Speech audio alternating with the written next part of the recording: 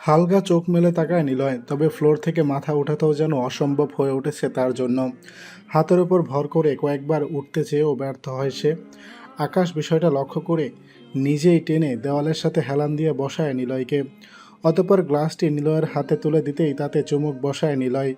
দেখে মনে হচ্ছে বহু বছরের তৃষ্ণার্ত ছিল সে, তবে পানি পান করছে একটু একটু করে। সেদিকে নীরবে তাকিয়ে রইল আকাশ। জীবনে প্রথম কোনো শত্রুর জন্য বারংবার মায়া অনুভূত হচ্ছে তার মনে। এতে যেন নিজেও খানিকটা অবাক হয় সে। এই কঠিন পথে শত্রুর প্রতি আবার কিসের মায়া, আজব। পানি পান সম্পন্ন হতেই চোখ বুজে পরপর কয়েকটা হালকা নিঃশ্বাসে নিজের সচেতনতা ফিরিয়ে আনার চেষ্টা করে নিলয়। অতঃপর আকাশের দিকে চেয়ে বলে, আমায় হেল্প করছো কেন? নীরবতার মাঝে নিলয় প্রশ্ন ছুটতেই নিজেকে স্বাভাবিক করে নেয় আকাশ। অতঃপর খানিকটা কঠোর ভাব নিয়ে বলে, আমার বন্দির সাথে আমি কি করব সেটা আমার ব্যক্তিগত ব্যাপার। যেন কঠিন স্বরের মাঝে আকাশ নিজের মাঝে তৈরি হওয়া সরল ভাবটাকে চাপা দিতে যাচ্ছে। সেই কঠিন ভাবটা ধরে রেখে ফের বলে, তাছাড়া তুমি এত সহজে মরে পড়ে থাকলে তোমাকে বন্দি করে আমাদের ফায়দাটাই বা কী? বিপরীতে হালকা হেসে দেওয়ালে মাথা ঠেকিয়ে চোখ বুজে নেয় নিলয়। আকাশ তার দিকে চেয়ে বলে, তুমি কি এখনও বিশ্বাস করো রাজ তোমাকে এখান থেকে নিয়ে যেতে পারবে? আকাশের এমন প্রশ্নে নিলয় চোখ মেলে তার দিকে চেয়ে বলে, ভবিষ্যতে কি ঘটবে তা কেউই বলতে পারে না। রাজের প্রতি অনেক বিশ্বাস তোমার, তবে এটা অন্ধবিশ্বাস বললেও ভুল হবে না। বলেই হালকা হাসে আকাশ। অতঃপর খানিকটা নীরব থেকে বলে, খাবার পাঠাচ্ছি, খেয়ে নাও। প্রয়োজন নেই, নিলয়ের স্বাভাবিক স্বর।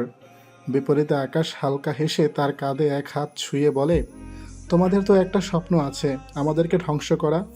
পুরোটা বলার আগেই নিলয় বলে ওঠে, মানুষ অসম্ভব কিছু নিয়েই স্বপ্ন দেখে, তাই তোমাদের বিষয়ে শব্দটা লক্ষ্য হবে, স্বপ্ন না।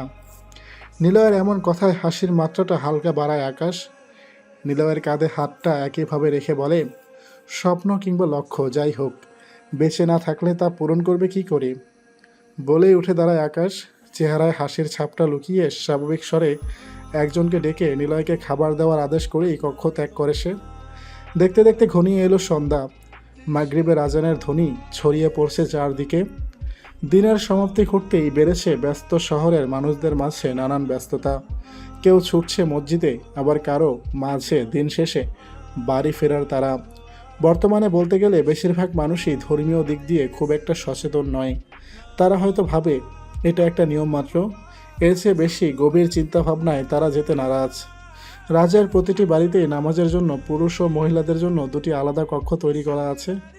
পুরো কক্ষে মার্বেল পাথরের সাথে উপরে ঝুলানো কাচের চমৎকার ডিজাইন করা রং বেরঙের বাতি, যা কক্ষের সৌন্দর্যকে বহুগুণ বৃদ্ধি করে তুলেছে।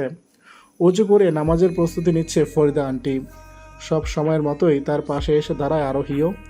ইদানিং সময় ভালো যাচ্ছে না তাদেরও।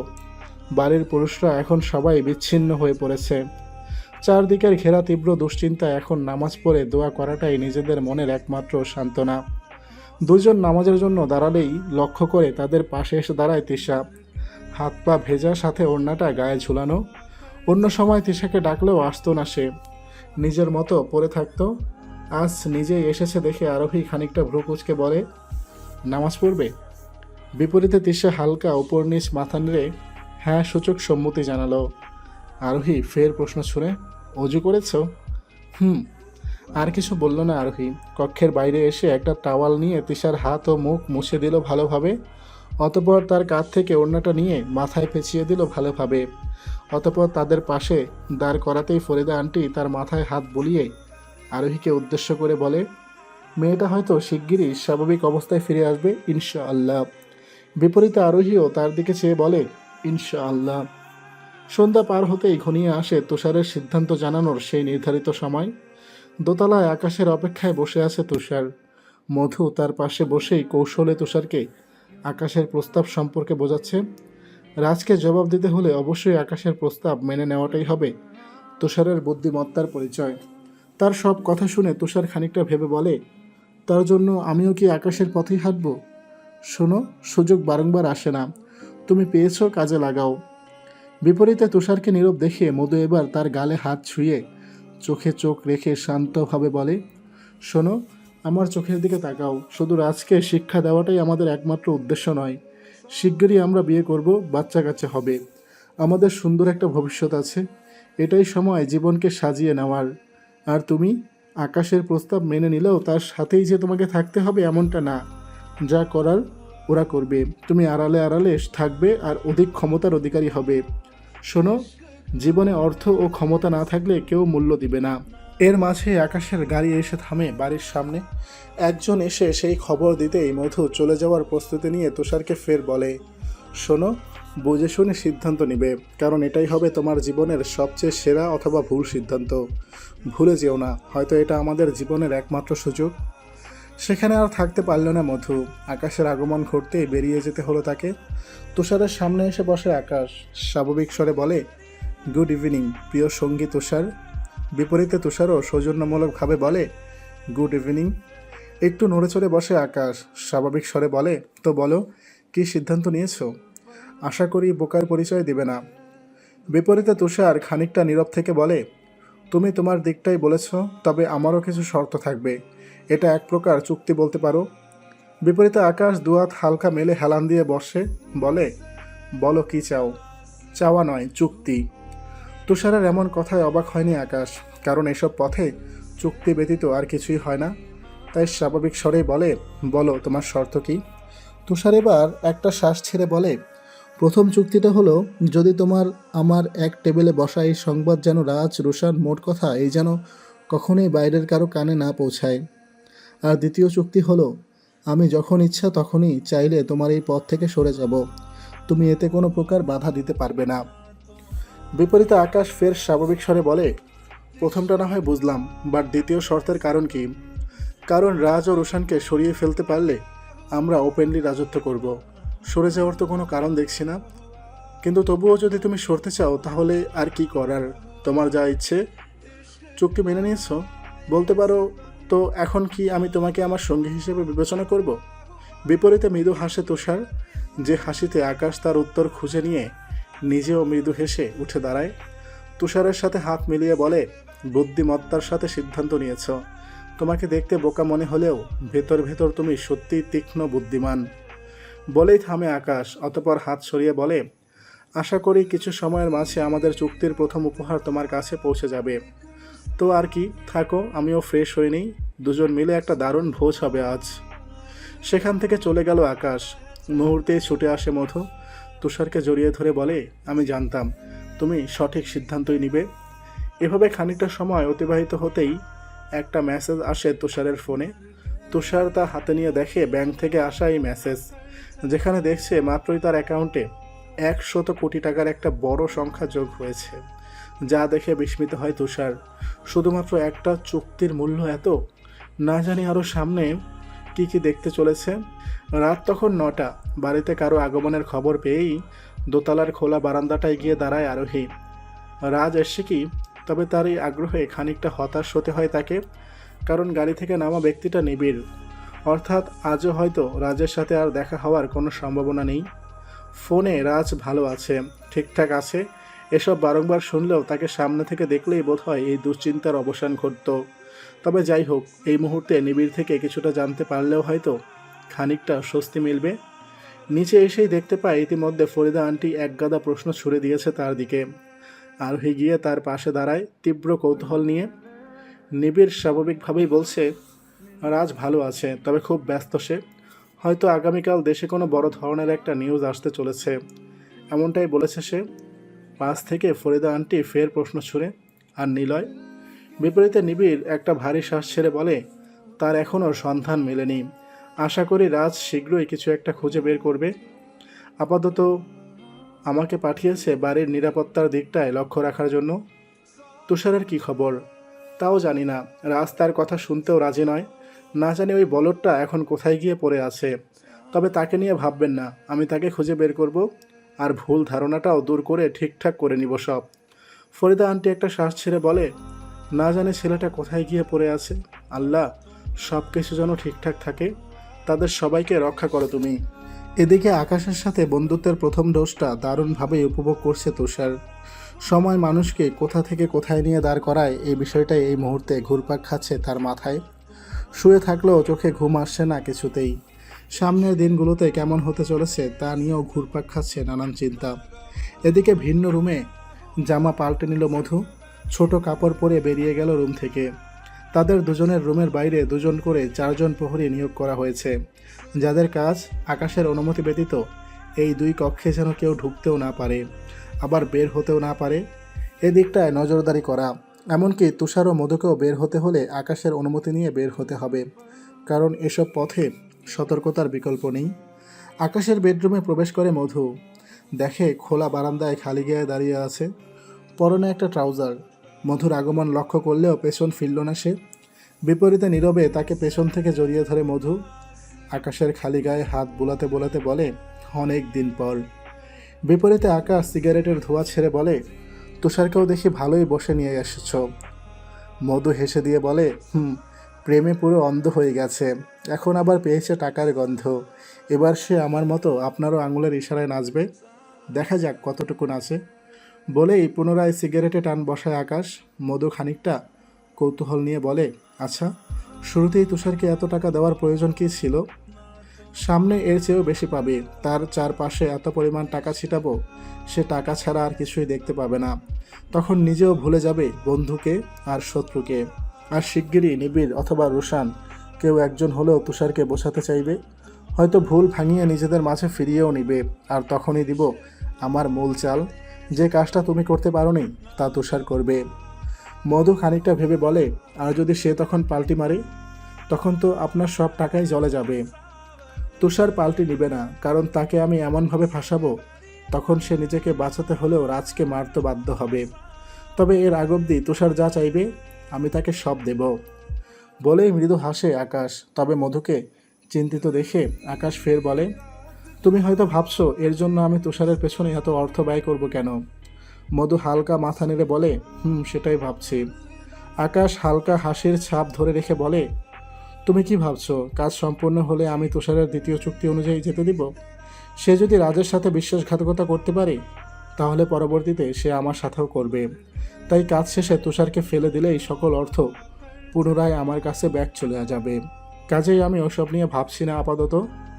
এবার মধু এক দৃষ্টিতে তার দিকে তাকিয়ে থেকে বলে, আপনি কি আপনার ব্রেনকে নিয়ে গর্বিত, নাকি আপনার ব্রেন আপনাকে নিয়ে গর্বিত? আমি এটাই ভাবছি। কথাটা বলতেই ফোনে নোটিফিকেশনের শব্দ আসে। মধু ফোন হাতে নিতেই পাশ থেকে আকাশ বলে, তুষার নিশ্চয়ই।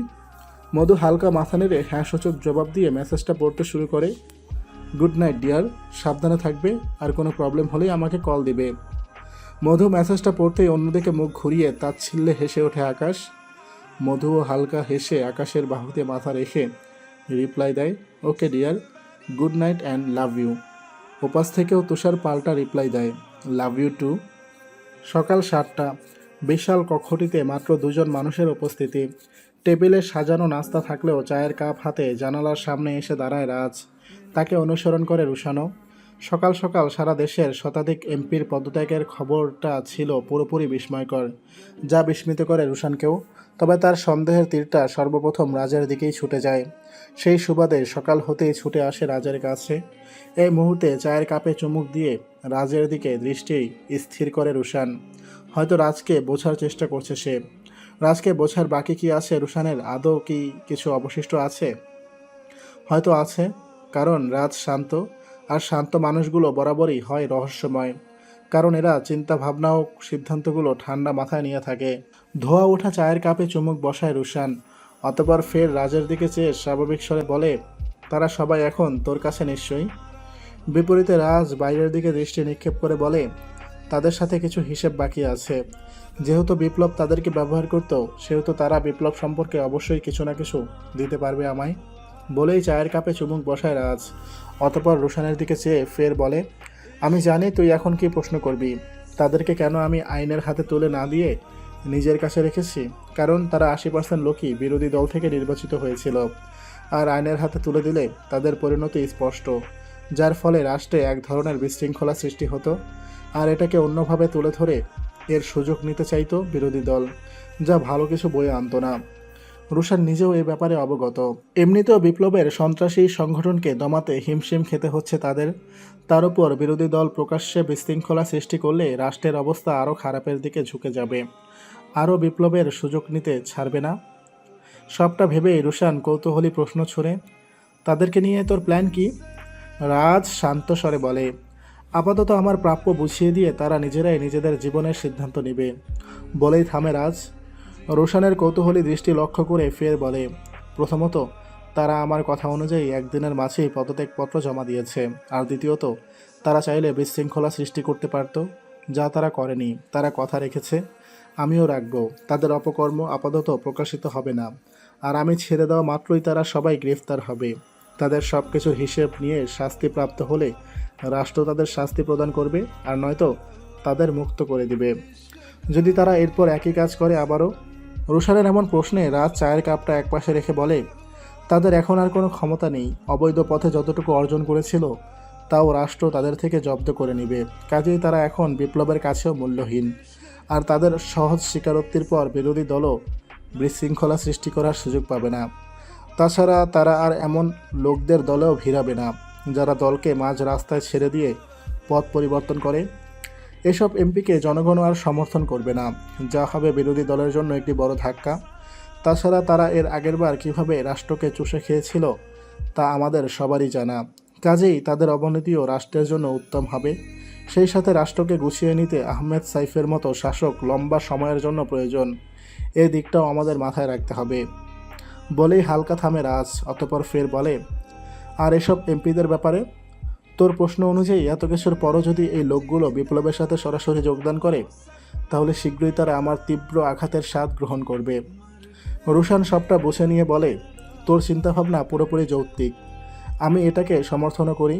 তবে এবার তুই নিজেকে রাষ্ট্রীয় বিষয়ে জড়িয়ে ফেলছিস, যা পুরোপুরি আগুন নিয়ে খেলা করার মতোই। বিপরীতে রাজ মৃদু হেসে বলে, আমি শুরু থেকেই আগুন নিয়ে খেলছি, ঠিক যেভাবে একটি মোমবাতি নিজেকে পুড়িয়েই তার চারপাশটা আলোকিত করে তোলে। রাজকে বোঝানো সম্ভব নয়, এটা রোশানের ভালো করেই জানা। কারণ রাজ যা বোঝে তাই সে করে, আর যা বোঝে না তা বোঝানোর সাধ্য কারও নেই। কাজেই একটা তপ্ত শ্বাস ছাড়ে রোশান। এখানে বেশিক্ষণ থাকা যাবে না, সময় মতোই তাকে ডিউটিতে ফিরতে হবে। কাজেই আপাতত আলোচনার সমাপ্তি টেনে রাজের থেকে বিদায় নিয়ে বেরিয়ে পড়ে রোশান। কিছু সময়ের মাঝে একজন লোক এসে উপস্থিত হয় সেখানে। রাজকে সম্মান জানিয়ে একটা খাম এগিয়ে দিল সে। রাজ তা হাতে নিতেই কয়েক পা পিছু হেঁটে অতপর স্বাভাবিকভাবেই চলে গেল লোকটা। তবে এটা কিসের খাম? খানিকটা কৌতূহল নিয়ে তা খুলে দেখে রাজ।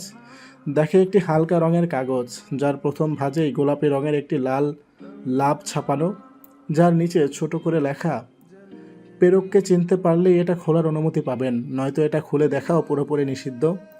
রাজের বুঝতে সময় লাগেনি চিঠির প্রেরককে হতে পারে, যাকে নিয়ে একটুখানি ভাবলেই ঠোঁটের কোণে ফুটে ওঠে মৃদু হাসি। সেই হাসি ধরে রেখেই কাগজের ভাঁজ খুলে নেয় রাজ। দেখে তাকে নিয়ে একটা মারাত্মক অভিযোগ লেখা তাতে, অপ্রিয় মাস্টার মশাই।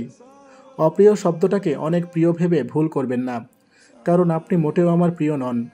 প্রিয় হলে আমাকে এভাবে তীব্র দুশ্চিন্তায় ডুবিয়ে বাইরে পড়ে থাকতে পারতেন না। আপনি খুব পাষাণ, তাই মনে হলো এই পাষাণ মানুষটাকে নিয়ে অবশ্যই কিছু লেখা উচিত। কাজেই এই মধ্যরাতে কাগজ কলমের শরণাপন্ন হলাম। আচ্ছা, কি লিখলে আপনি অল্প সময়ের জন্য হলেও আমার কাছে ছুটে আসবেন বলুন তো? আচ্ছা থাক, ছুটে আসতে হবে না, আপনি তো আবার খুব ব্যস্ত মানুষ। আচ্ছা, কিছু কি লিখতেও পারবেন না? এই ধরুন, আমাকে কতটুকু মিস করেন বা আমার কথা আপনার কতটুকু মনে পড়ে এসব নিয়ে। কারণ আমার খুব জানতে ইচ্ছে হচ্ছে। নাকি এটাও পারবেন না? যখন আমরা আলাদা ছিলাম তখন তো ঠিকই লুকিয়ে আমার বাড়ির বারান্দায় চিঠি রেখে এসেছিলেন, তাহলে এখন কেন লিখছেন না? এই জন্যই বোধহয় কোনো এক নাম না জানা কবি বলে গিয়েছিল, পুরুষ মানুষ তার প্রিয়তমাকে পাওয়ার আগ অবধি তাকে ঘিরে পাগলামিতে মেতে থাকে, আর পেয়ে যাওয়ার পরেই তারা আচমকাই পাগল থেকে সুস্থ হয়ে ওঠে। থাক, আপনাকে আপাতত আর কিছু বলবো না। তবে চিঠির উত্তর না দিয়ে বাড়ি ফিরলে আপনার খবর আছে, ভুলেও এই দুঃসাহস দেখাবেন না। Mind it. ইতি, আপনার বাচ্চা মেয়ে। চিঠিটা পড়তে গিয়ে কখন যে মুখে প্রসারিত হাসি ফুটে উঠেছে তা নিজেই বুঝতে পারেনি রাজ। এটা চিঠি লেখা নাকি কোনো পাগলামি? আজ তো একটা পাগল মেয়ে। ইতিতে লেখলো বাচ্চা মেয়ে, অথচ কি মারাত্মক হুমকি! ভাবতেই আবারও ফুটে ওঠে রাজের ঠোঁটে হাসি। এদিকে ক্রোধ যেন অন্ধ করে তুলেছে বিপ্লবকে। এত এমপিকে হাত করে যেখানে দেশের প্রায় অর্ধেক অংশ তার নিয়ন্ত্রণে নিয়ে এসেছিল, সেখানে আচমকাই এমন একটা ধাক্কা তার কাছে কোনো এক মারাত্মক অ্যাক্সিডেন্টের মতোই। একদিকে জাহাঙ্গীর আলমের পতন, অন্যদিকে এত এমপির পতন, যা অর্ধেক দুর্বল করে তুলেছে তাকে। কারণ রাষ্ট্রের নিয়ন্ত্রণ হাতে রাখতে না পারলে তার এই ডার্ক ওয়ার্ল্ডের বিস্তার কখনোই সম্ভব নয়। বিপ্লবকে এত বড় আঘাত করা দুঃসাহস কেই বা দেখাবে? ভাবতেই সন্দেহের তালিকায় সর্বপ্রথম রাজের নামটাই সামনে আসে তার। যা নিয়ে খানিকটা ভাবতেই তার বুঝতে সময় লাগেনি রাজ কার থেকে এই ইনফরমেশন কালেক্ট করেছে। টেবিলে দু হাতে শরীরের ভর ছেড়ে গম্ভীর হয়ে দাঁড়িয়ে রইল বিপ্লব। মুখে কোনো কথা নেই তার। পাশেই দাঁড়িয়ে আছে আকাশ। ভাইয়ের নীরবতায় নীরব রইল সেও। পুরো কক্ষের সবার মাঝে নীরবতা বিরাজমান। বিপ্লবের গম্ভীরতায় মুখ খোলার সাহস নেই কারোরই। আকাশ নিজেও নীরবে দাঁড়িয়ে আছে বিপ্লব কী সিদ্ধান্ত নেয় তা শোনার অপেক্ষায়। অনেকটা সময় নীরবতায় অতিবাহিত হতেই উঠে দাঁড়ায় বিপ্লব। তার লোকদের নেতৃত্ব দেওয়া একজনকে ডেকে গম্ভীর স্বরে আদেশ করে। কিছু লোক সাথে নিয়ে রাজের বড় ভাই রাজের কাছে একটি স্পষ্ট বার্তা পৌঁছে দিতে বার্তা সম্পর্কে বিস্তারিত বুঝিয়ে দিয়ে বিপ্লব বলে, হয় মেনে নিবে আর না হয় তার মাথা নিয়ে ফিরে আসবে। বিপরীতে লোকটা দৃঢ় আত্মবিশ্বাস নিয়ে হালকা মাথা নাড়ে। অতঃপর বিপ্লব হাতের ইশারায় যেতে বলতেই কক্ষ ত্যাগ করে সে। অতঃপর আকাশের দিকে তাকায় বিপ্লব। আকাশের হাতে একটি ছবি ধরিয়ে দিয়ে বলে, নাম শায়েক আবদুল্লাহ, যিনি রাজের কাছে একজন গুরুত্বপূর্ণ ও সম্মানিত ব্যক্তি। তিনি একমাত্র ব্যক্তি যার সাথে রাজ প্রতিবারই নিজে গিয়ে সাক্ষাৎ করে। আকাশ সেই ছবিটার দিকে চেয়ে বলে, তাহলে তিনি অবশ্যই রাজের কাছে গুরুত্বপূর্ণ কেউ। আর দেখে তো বড় কোনো আলেম মনে হচ্ছে। তার সাথে রাজের। সবটা বলার আগেই বিপ্লব তাকে থামিয়ে বলে, আজ রাতেই তার মৃত্যুর সংবাদ চাই আমি। আর তুই নিজেই এই কাজ সম্পূর্ণ করবি। আগামীকাল সকাল হতেই যেন প্রিয় একজন মানুষের লাশ দেখে রাজের দিন শুরু হয়। বিপ্লবের করা আদেশ। বিপরীতে আকাশ হালকা মাথা নেড়ে স্বাভাবিকভাবেই আদেশ মেনে নিল। তার কাছে এসব কাজ খুব একটা কঠিন কিছু না। একজন লোককে হত্যা করে রাজের কাছে পাঠানোই তো মাত্র। এর এমন কি কঠিন কাজ? দেখতে দেখতে অতিবাহিত হয়ে গেল দিনটি। এক একজন যেমন এক এক ব্যস্ততায় দিনটি পার করছিল, আরোহীর ক্ষেত্রেও ঠিক তাই। দুশ্চিন্তার সাথে রাজের ফিরতি চিঠির অপেক্ষায় দিনটি অতিবাহিত হয়ে গেল তারও। মাগরিবের নামাজ সম্পন্ন করে সন্ধ্যার নাস্তা সম্পন্ন করে নিল আরোহী। তিশার সাথেই বসে সময় পার করছে আপাতত। এর মাঝেই বাড়ির কাজের দায়িত্বে থাকা একজন মেয়ে একটি খাম নিয়ে হাজির হয় তার কাছে। খামটা আরোহীর দিকে বাড়িয়ে দিয়ে বলে, ম্যাম, একটা চিঠি এসছে, বলল এটা আপনার জন্যই। মুহূর্তেই যেন অপেক্ষার সব ক্লান্তি দূর হয়ে গেল আরোহীর। চট করে খামটা হাতে নিয়েই খুলে নেয় তা। মেয়েটা চলে গেল। রাত চিঠির উত্তর পাঠিয়েছে। ভাবতেই অন্যরকম এক ভালো লাগা অনুভূত হয় আরোহীর। তবে ভালো লাগার মুহূর্তটা খুব একটা দীর্ঘায়িত হয়নি তার। কারণ এই চিঠি রাজের নয়, তারই চাচাতো ভাই আকাশ পাঠিয়েছে এই বার্তা। যা দেখে বিস্মিত নয়নে চিঠির দিকে চেয়ে বেলকনির দিকে পা বাড়ায় আরোহী। পাশ থেকে আরোহীর হাসি মুখে বিস্ময়ের ছাপ স্পষ্ট বুঝতে পারে তিশা। তবে কিছু বলল না সে, বসে রইল স্বাভাবিকভাবেই। আকাশের কাছ থেকে এই বার্তার শুরুতেই লেখা, মা পৃথিবীর এক অন্যতম ইমোশনের নাম। আর মায়ের প্রতি তোমার ইমোশন কতটুকু তা আমার অজানা নয়। এতটুকু পরেই শিউরে ওঠে আরোহীর পুরো শরীর। পুনরায় দৃষ্টি রাখে কাগজে। যদি বলি চাচি এখনও বেঁচে আছে, তবে কি খুব অবাক হবে? অবাক হলেও সত্য। আমি চাইলেই তোমার মায়ের সাথে পুনরায় সাক্ষাৎ হবে তোমার। তোমার মা এখনও বেঁচে আছে। তিনি এখন বিপ্লব অর্থাৎ তোমারই আরেক ভাই আরাফের অন্ধকূপে বন্দি, জীবন অতিবাহিত করছে। এতটুকু পরেই থরথর করে কেঁপে ওঠে আরোহীর পুরো শরীর। চিঠি ধরে থাকা সেই হাতটাও কাঁপছে থরথর করে। তবুও নিজেকে সামলে পুনরায় চিঠিতে দৃষ্টি রাখে। আমি চাইলেই তোমাদের দুজনকে একত্রিত করতে পারি। যদি মায়ের সাথে পুনরায় মিলিত হতে চাও, তবে আগামীকাল সূর্যের আলো ফোটার আগেই বাড়ির দক্ষিণে 200 গজ দূরের সেই বট গাছটার নিচে চলে আসবে। ভোর অবধি আমার গাড়ি সেখানেই তোমার অপেক্ষায় থাকবে। তবে হ্যাঁ, মাকে ফিরে পেতে হলে গোপনীয়তা অবশ্যই রক্ষা করতে হবে। রাজের কানেও যদি এই সংবাদ যায়, তা খারাপ কিছুই বয়ে আনবে। রাজের উপর আমার দৃষ্টি আছে সর্বদাই। তাকে এই ব্যাপারে কোনো স্টেপ নিতে দেখলেই মায়ের মুখ আর কখনোই দেখা হবে না তোমার। আর যদি এটা তোমার কাছে অবিশ্বাস্য মনে হয়, তাহলে খামটা ছিঁড়লেই ভিতরে একটা ছবি দেখতে পাবে। আশা করি বুদ্ধিমত্তার সাথে সিদ্ধান্ত নিবে। সময় মধ্যরাত থেকে ভোর অবধি। এতটুকু পরে দ্রুত খামটা ছিঁড়ে নিল আরোহী। দেখে ভেতরে একটা ছবি ছাপানো, আর তাতে পাগলের ন্যায় এলোমেলোভাবে পড়ে থাকা তার মায়ের এই করুণ দৃশ্য স্পষ্ট ফুটে আছে। যা দেখে আরোহী মুহূর্তে মুখ চেপে হু হু করে কেঁদে ওঠে। ধপ করে বসে পড়ে ফ্লোরে। তবে তার তার কান্নার শব্দ যেন ভেতরের কারো কান অবধি না পৌঁছায়, তার জন্য নিজের মুখ শক্ত করে চেপে ধরে রেখেছে সে। এই বিরতিহীন কান্নায় যেন তার দম বন্ধ হয়ে আসার উপক্রম। তবে আরোহী নিজের কান্না গোপন রাখতে চাইলেও একজনের দৃষ্টি থেকে আড়াল হননি তা, আর সে তিশা। আরোহীর দৃষ্টির আড়ালে দাঁড়িয়ে গোপনে পুরো সময়টা তার দিকে নজর রাখছিল নীরবে। ফোন ক্যামেরা অন করে জুম করে এক ক্লিকে তুলে নিল সেই চিঠিটার ছবি। অতঃপর সরে গিয়ে অন্যমনস্ক হয়ে বসে রইল বিছানার এক পাশে। কিছু সময়ের মাঝে নিজেকে জোরপূর্বক শান্ত করে নেয় আরোহী, কারণ আকাশ বলেছে মাকে দেখতে চাইলে গোপনীয়তা রক্ষা করতে হবে, যার ফলে সেই কাগজটা টুকরো টুকরো করে ছিঁড়ে ফেলে আরোহী। তবুও কেউ বুঝে ফেলবে এই ভয়ে স্বাভাবিকভাবে বাথরুমে প্রবেশ করে ফেলে দিল সেই কাগজের টুকরোগুলো। দেখতে দেখতে গভীর হয়ে ওঠে রাত। পুরো বাড়ি তখন গভীর ঘুমে আচ্ছন্ন। ওদিকে রাত সবেমাত্র সারাদিনের ক্লান্তি দূর করে বসেছে তার প্রিয় মানুষটির ইচ্ছে পূরণে, তাকে নিয়ে কিছু লেখার উদ্দেশ্যে। আর এদিকে ব্যালকনিতে একাকে বসে মায়ের একটি পুরনো ছবি বুকে জড়িয়ে নীরবে কাঁদছে আরোহী। ভাবছে তার কি করা উচিত, কাকে বেছে নেবে, মাকে নাকি তার মাস্টার মশাইকে। ভাবনার মাঝে মায়ের ছবিটা সামনে ধরে তাতে হাত বোলাচ্ছে সে। যে ব্যস্ততায় হয়তো লক্ষ্যই করেনি তিশা তার ঘরে প্রবেশ করে ব্যালকনির দরজার পাশে দাঁড়িয়ে নজর রাখছে তার উপর। সেই সাথে আরোহীর মায়ের ছবিটাও ক্যামেরাবন্দি করে নেয় সে। রাত তখন ৩টা। নীরবে শায়েক আবদুল্লার বাড়িতে প্রবেশ করে আকাশ। একটা ছেলে সামনে পড়তেই তার মুখে কাপড় চেপে ধরতেই জ্ঞান হারায় ছেলেটা। সতর্কতা স্বরূপ চারদিকে দৃষ্টি বুলিয়ে নেয় আকাশ। অতঃপর ফের খুঁজতে থাকে শায়েক আবদুল্লার ঘরটি। বাড়িটা ছোট হওয়ায় খুঁজে পেতে খুব বেশি সময় লাগেনি আকাশের। তবে যেমনটা আশা করেছিল বিষয়টা মোটেও তেমন নয়। ভেবেছিল তাকে হয়তো ঘুমন্ত অবস্থায় পাবে আকাশ, কিন্তু ঘটেছে তার ব্যতিক্রম। রুমে প্রবেশ করতেই লক্ষ্য করে তিনি তাহাজ্জুদ পড়ছেন। রুমে অচেনা কেউ প্রবেশ করেছে টের পেয়েও কোনো প্রতিক্রিয়া দেখান না তিনি। আকাশ কোমর থেকে পিস্তল বের করে তাক করল তার মাথায়, তাতেও কোনো প্রতিক্রিয়া দেখাননি তিনি। রুকুর পরেই নিয়ম মাফিক চলে গেলেন সেজদায়। আকাশ এখনও একইভাবে পিস্তল তাক করে নীরবে তাকিয়ে আছে তার দিকে। দেখতে দেখতে ঘড়ির কাঁটা গিয়ে ঠেকল ভোর 4টায়। কিছুক্ষণ পরেই একটু একটু করে অন্ধকারের অবসান ঘটিয়ে ভোরের আলোয় আলোকিত হয়ে উঠবে চারপাশ। তবে এখনও তার আভাস পাওয়া যায়নি। ঘোর অন্ধকার বিরাজমান প্রকৃতি জুড়ে।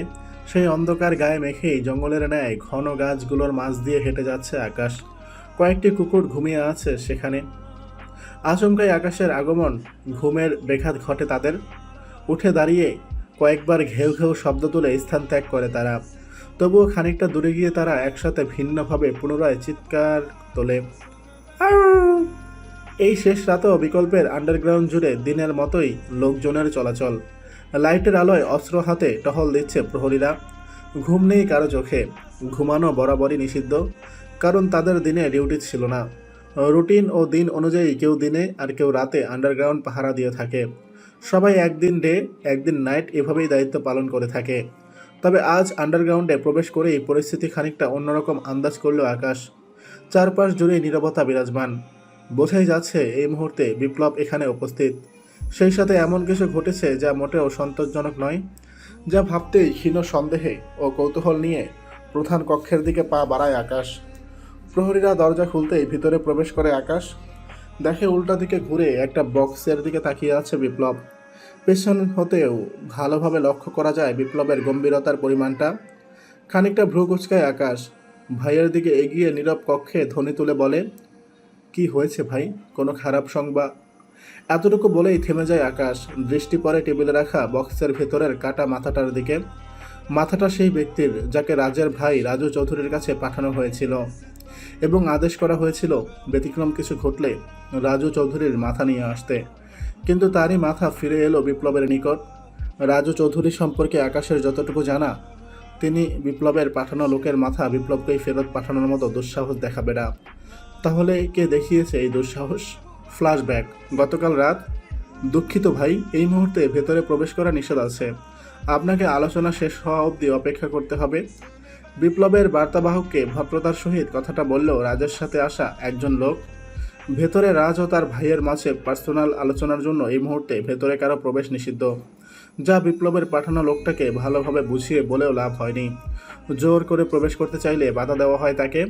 কাজেই ক্ষিপ্ত হয়ে রাজের সেই লোকটার দিকে তাকায় সে। অতঃপর পিস্তল বের করে গুলি চালায় রাজের সেই লোকটার উপর। আচমকাই গুলির শব্দে থমকে যায় আলোচনা। রাজের হাত ও মুখের ভঙ্গি পুরোপুরি থামিয়ে তাকায় দরজার দিকে। দেখে দরজা ঠেলে ভেতরে প্রবেশ করে কয়েকজন লোক। সবার সামনেই সেই বার্তাবাহক। রাজকে দেখিয়েই পুনরায় পিস্তলটা কোমরে গুজে নিল সে। অতঃপর রাজু চৌধুরীর মুখোমুখি এসে দাঁড়ায় লোকটা। মাঝে একটা কাচের টি টেবিল। লোকটা এমনভাবে রাজকে উপেক্ষা করছে যেন তার কাছে রাজার তেমন একটা গুরুত্ব নেই। বিপরীতে নিজেকে শান্ত রেখে রাজ, কারণ এ মুহূর্তে লোকটার উদ্দেশ্য জানাটাও জরুরি। কাজেই নিজেকে স্বাভাবিক করে সামনে থেকে একটা আপেল নিয়ে হেলান দিয়ে বসল সে। ছুরি দিয়ে দ্বিখণ্ডিত করে নিল তা। অতঃপর মুখে দিয়ে মনোযোগী হয় নীরব দর্শকের ভূমিকা পালনে। নিষেধাজ্ঞা আরোপ থাকা সত্ত্বেও লোকটার আগমন, তার উপর রাজের লোককেই গুলিবদ্ধ করা, আর এখন বাহাদুরি দেখিয়ে বিপ্লবের প্রলাপ শোনানো, সব মিলিয়ে তীব্র ক্রোধে যেন রক্ত মাথায় চড়ে বসেছে রাজের। যা লক্ষ্য করে পাশ থেকে রাজের এক হাত হালকা চেপে ধরে তার ভাই, যার অর্থ মাথা গরম করিস না, এরা বিপ্লবের লোক। ভাইয়ের বাধার অর্থ বুঝতে সময় লাগেনি রাজের। তাকে শান্ত রেখে রাজু চৌধুরী লোকটাকে উদ্দেশ্য করে বলে, আমার উত্তর স্পষ্ট, যা বলার তো আগেই বলে দিয়েছি। বিপরীতে খানিকটা এগিয়ে যায় লোকটা। টি টেবিলে পা রেখে পিস্তল হাতে খানিকটা ঝুঁকে দাঁড়ায় সে। অতঃপর বলে, দুঃসাহসিক সিদ্ধান্ত। তোমার ভাইয়ের মতো তুমিও যদি মহান বিপ্লবের বিরুদ্ধে অবস্থান নাও, তাহলে দাফন করার জন্য কেউ লাশ খুঁজে পাবে না তোমার। টেবিলের উপর স্থির রাখা লোকটার সেই পায়ের দিকে নজর ছিল রাজের। তার উপর লোকটার এমন কথা এবার অনেকটাই ক্ষিপ্ত করে রাজকে। লোকটার দিকে চেয়ে শান্ত স্বরে বলে, হয়তো তোমার শেষ দিন সম্পর্কে তুমি অবগত, যার কারণেই এখন থেকেই প্রলাপ বকছ। বলেই উঠে দাঁড়ায় রাজ। লোকটা তার দিকে পিস্তল তাক করতেই রাজ সেই হাতটা মুচড়ে ধরে অন্য হাতে থাকা ছুরিটা গলায় বসিয়ে দেয়। অতঃপর শান্ত স্বরে বলে, বিপ্লবের এমন গলাবাজি অনেক আগে থেকেই শুনে আসছি।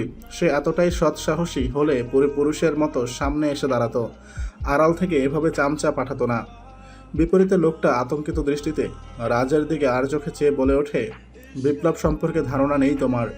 তার এই নীরবতার জবাব খুব বেশি ভয়ঙ্কর হতে চলেছে। এখন আমি এ বাড়ি থেকে জীবিত বের না হলে পরবর্তীতে বিপ্লব এই বাড়িটাই তোমাদের মাথার উপর আশ্রয় ফেলবে। ভয় করো সেই মহান বিপ্লবকে, যাকে এত বছরেও কেউ থামাতে পারেনি। তাকে তোমরাও পারবে না। পাশ থেকে রাজু চৌধুরীও এমনটা না করার জন্য অনুরোধ করছে রাজকে। তবে সহ্যের সীমা পেরিয়ে যায় রাজের। সাই করে এক টানে দ্বিখণ্ডিত করে ফেলে লোকটার গলা, যার রক্ত ফোঁটা ছিটকে পড়ে রাজু চৌধুরীর মুখেও। নিস্তব্ধ হয়ে যায় তিনি। বাকি লোকগুলো রাজের দিকে অস্ত্র তাক করতেই ক্ষিপ্ত দৃষ্টিতে ঘাড় ঘুরিয়ে তাদের দিকে তাকায় রাজ। থমকে যায় লোকগুলো। পরিস্থিতি তাদের নাগালের বাইরে বুঝতে পেরেই অস্ত্র ফেলে দুই হাঁটু ভাঁজ করে ফ্লোরে বসে পড়ে তারা। কারণ আত্মসমর্পণ করা ব্যক্তিকে রাজ কখনোই হত্যা করবে না, এটা তাদেরও অজানা নয়। বিপ্লবের প্রতিক্রিয়া কি হবে তা ভাবতেই ধপ করে পুনরায় সোফায় বসে পড়েন রাজু চৌধুরী। রাজ এক নজর তার দিকে চেয়ে চেয়ে বলে, ভয় দাসত্বের প্রথম ধাপ। যে এই শব্দটাকে পরিত্যাগ করতে অক্ষম, সে কখনোই দাসত্ব থেকে বেরিয়ে আসতে পারে না। বলেই দ্রুত পায়ে বেরিয়ে যায় রাজ। দরজার সামনে এসে দাঁড়িয়ে দেখে তার গুলিবিদ্ধ লোকটাকে ধরে কয়েকজন ব্যস্ত হয়ে পড়ছে। রাজ তাদেরকে সরিয়ে লোকটাকে কোলে তুলে নিয়ে বলে, ধৈর্য ধরো, কিছু হবে না। বলেই লোকটাকে নিয়ে গাড়ির উদ্দেশ্যে পা বাড়ায় রাজ। সেই সাথে দুজনকে নির্দেশ দেয়, লোকটার মাথা বিপ্লবের নিকট পাঠিয়ে দাও, আর বাকিদের বন্দি করে নিয়ে আসো, তবে আঘাত করবে না। কাটা মাথাটার দিকে চেয়ে একটা শ্বাস ছাড়ে আকাশ। ধীরে ধীরে এসব তার কাছে বিরক্তিকর মনে হতে শুরু করেছে ইদানিং। হৃদয়ে ক্লান্তি অনুভূত হয় খুব। নীরবতার অবসান ঘটিয়ে পাশ থেকে বিপ্লব বলে, শাহেক আবদুল্লার খবর কি? রাজ কি তার মৃত্যুর খবর পেয়েছে? বিপরীতে আকাশ খানিকটা চুপ থেকে অতঃপর বলে, আশা করি খবর পেলে রাজ শীঘ্রই সেখানে পৌঁছে যাবে। ভোরের আলো ফুটতে শুরু করেছে একটু একটু করে। আপাতত ঘুমের প্রস্তাবকে প্রত্যাখ্যান করে নিলয়কে রাখা সেই কক্ষের দিকে এগিয়ে যায় আকাশ। ভেতরে প্রবেশ করেই দেখতে পায় একজন লোক পায়ের বুট দিয়ে খোঁচাচ্ছে তাকে। ক্লান্তিতে নিলয়ের চোখ লেগে আসলেও লোকটার জন্য ঘুম ছুটে যাচ্ছে বারংবার। লোকটার দিকে চেয়ে চলে যেতে ইশারা করে আকাশ। চলে গেল লোকটা। আকাশ হাতে করে নিয়ে আসা পানির বোতল থেকে কিছু পানি ছিটিয়ে দেয় নিলয়ের মুখে। চোখ মেলে আকাশকে দেখেই উঠে বসতে চায় নিলয়, তবে হাত পা বাঁধা থাকায় ব্যর্থ হয় সে। যা লক্ষ্য করে আকাশ নিজেই ধরে উঠে বসায় তাকে। নিলয় একবার চোখ মুখ কুঁচকে নিয়ে অতঃপর বলে, কেন এসছো? প্রিয় বন্ধুর খবরে নিতে। আকাশের এমন উত্তরে খানিকটা হাসি পায় নিলয়ের, তবে সে হাসল না। গম্ভীর স্বরে বলে, আগেই বলেছি তোমরা আমার থেকে কিছুই পাবে না, তাহলে আমাকে মেরে ফেলছো না কেন? তোমার মরার জন্য এত তারা কিসের বন্ধু? তারা নয়, আমার পেছনে অযথাই সময় নষ্ট করছো। তুমিই করছো তা। বিপ্লবের প্রস্তাব গ্রহণ করলে তোমার এ দশা হতো না। অধিক ক্ষমতাধর হতে ঠিক যেমনটা সামনে তুষার হতে চলেছে। আচমকাই তুষারের নাম শুনে খানিকটা বিস্মিত হয় নিলয়। ভ্রু কুঁচকে বলে, মানে? মানে খুব সহজ। তুষার বুদ্ধিমত্তার সাথেই তার পথ বেছে নিয়েছে। আর আমাকে তা বিশ্বাস করতে বলছো? তোমার বিশ্বাস অবিশ্বাসে কিছুই যায় আসে না। তুষার ও রাজ এখন পরস্পর শত্রু। আর তুষারও এখন বুঝতে পেরেছে জীবন কারো জন্যই থেমে থাকে না, যা অন্তত তোমারও বোঝা উচিত ছিল। যার ভরসায় এত কষ্ট সহ্য করছো, সে রাজ কি তোমাকে উদ্ধার করতে সক্ষম? শোনো, বিপ্লবের কোনো বন্দীকে আজ অব্দি কেউই অন্ধকূপ থেকে নিয়ে যেতে পারেনি, আর সেটা রাজও পারবে না। কাজেই তোমার সিদ্ধান্ত নিয়ে আরও একবার ভাবা উচিত। বলেই উঠে দাঁড়ায় আকাশ। পা বাড়াতে চেয়েও থেমে গিয়ে ফের বলে, আর হ্যাঁ, শীঘ্রই তুষারের সাথে তোমার সাক্ষাৎ হবে। তখন আশা করি নিজের চোখকে অবিশ্বাস করবে না। ভালো থেকো সে অবধি, আবার দেখা হবে। এদিকে আকাশের দেওয়া সময় প্রায় শেষের পথেই। আলো ফুটতে শুরু করেছে। চারপাশটা পরিষ্কার হয়ে গেলে এই গাড়িটার আর কোনো খোঁজ মিলবে না। কাজেই ঠিক বেঠিক বিবেচনা করতে সক্ষম না হয়েও একটা কঠিন সিদ্ধান্ত নিয়ে বসে আরোহী। যেভাবেই হোক মায়ের সাথে সাক্ষাৎ করতে হবে তার। এরপর কি হবে তার কোনো নিশ্চয়তা নেই। যা হওয়ার হোক, যেভাবেই হোক মাকে খুঁজে বের করতেই হবে তার। ইদানিং সকালের হালকা কুয়াশা যেন শীতকালের পূর্বাভাস। হালকা কুয়াশা বললেও ভুল হবে। গাছের পাতা চুইয়ে পড়ার মতো এই কুয়াশা, যা রাতের শেষাংশকে শীতল করে তোলে কিছুটা। সেই শীতলতাকে গায়ে মেখে বাড়ির পেছন দিক দিয়ে নীরবে বেরিয়ে আসে আরোহী। চারদিকে দৃষ্টি রেখে খুব সাবধানেই পা ফেলছে সে, কারণ বাড়ির গার্ডদের দৃষ্টিতে ধরা পড়লে রাজের অনুমতি ব্যতীত আর বাইরে বেরোনোর উপায় নেই। এটা তার অজানা নয়। তাছাড়া গেট দিয়ে স্বাভাবিকভাবে বের হলেও বিষয়টা অল্প সময়ের মাঝেই জানাজানি হয়ে যাবে। আর আকাশ বলেছিল, মাকে জীবিত দেখতে চাইলে গোপনীয়তা রক্ষা করতে হবে। কাজেই এই বিকল্প পথ বেছে নিতে হয়েছে তাকে। তবে বাড়ির প্রাচীর পেরিয়ে বাইরে আসতেই আচমকা হুডি পরা কেউ সামনে আসতেই হকচকিয়ে ওঠে আরোহী। আবছা আলোয় চেহারা বোঝার উপায় নেই। চেনে ওঠার আগেই একটা রুমাল চেপে ধরে সেই আগন্তুক। মুহূর্তেই জ্ঞান হারায় আরোহী। মাথা ঢেকে রাখা টুপিটা সরিয়ে নেয় তিশা। অতঃপর ইশারা করতেই একটা গাড়ি এসে থামলো পাশে। একজন লোকের সাহায্য নিয়ে আরোহীকে গাড়িতে তুলে নেয় তিশা। অতঃপর তাদের উদ্দেশ্য করে বলে, যেখানে বলেছি সেখানে নিয়ে যাবেন তাকে। তারপর রাজ ভাইয়ার কাছে খবর পৌঁছে দিবেন। সবটা বুঝে গাড়ি নিয়ে চলে গেল লোকগুলো। দেওয়ালের পাশ ঘেঁষে থেকে গেল তিশা ও আরেকজন লোক। লোকটার হাতে একটু ড্রোন ও একটি খাতা। এই মুহূর্তে এর কাজ কি লোকটার নিজেরও অজানা, তবে তিশাই আনতে বলেছিল এসব। গাড়িটি চোখের আড়াল হয়ে যেতেই পাশের লোকটার দিকে তাকায় তিশা। তার হাতে থাকা সেই ড্রোনের দিকে চেয়ে বলে, আলো ফুটতেই আকাশের পাঠানো সেই গাড়িটি স্থান ত্যাগ করবে। সেই গাড়িটি কোথায় যায় এবং সেখানকার লোকগুলো কোথায় যায় তার সবটাই বের করতে হবে। আপাতত গাড়িটা স্থান ত্যাগ করার আগ অবধি তার উপর নজর রাখতে হবে। বলেই লোকটাকে নিয়ে আকাশের বলা সেই স্থানের দিকে পা বাড়ায় তিশা। গাড়ির উপর ড্রোন উড়িয়ে সেই গাড়িটার গন্তব্য বের করতে কতটুকু সক্ষম হবে তা জানা নেই তিশার। তবে হতাশ হবে না, এটাই তিশার দৃঢ় বিশ্বাস।